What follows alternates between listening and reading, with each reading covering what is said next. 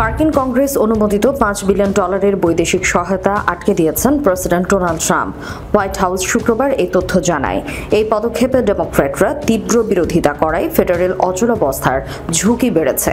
প্রতিনিধি পরিষদে পাঠানো এক চিঠিতে ট্রাম্প লিখেছেন, এ কাটছাট স্টেট ডিপার্টমেন্ট এবং ইউএস এজেন্সি ফর ইন্টারন্যাশনাল ডেভেলপমেন্টের বিভিন্ন প্রকল্পকে প্রভাবিত করবে।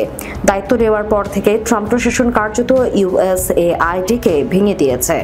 1961 সালে স্নায়ুযুদ্ধের সময় উন্নয়নশীল দেশগুলোকে যুক্তরাষ্ট্রের পক্ষে আনতে প্রেসিডেন্ট জন এফ কেনেডি এই সংস্থাটি প্রতিষ্ঠা করেছিলেন। কিন্তু বর্তমান পররাষ্ট্রমন্ত্রী মার্কো রুবিওর 85% কর্মসূচি ছাঁটাই করার পর থেকে সংস্থাটি স্টেট ডিপার্টমেন্টে অন্তর্ভুক্ত হয়েছে।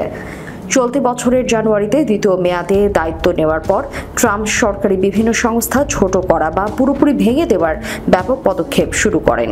ডেমোক্র্যাটরা সতর্ক করে বলেছেন, কংগ্রেস অনুমোদিত অর্থ ফেরত নেওয়ার যে কোনো চেষ্টা হলে বাজেট নিয়ে আলোচনায় ভেস্তে যাবে। এতে 30 সেপ্টেম্বরের পর থেকে সরকার কার্যত অচল হওয়ার শঙ্কা তৈরি হবে।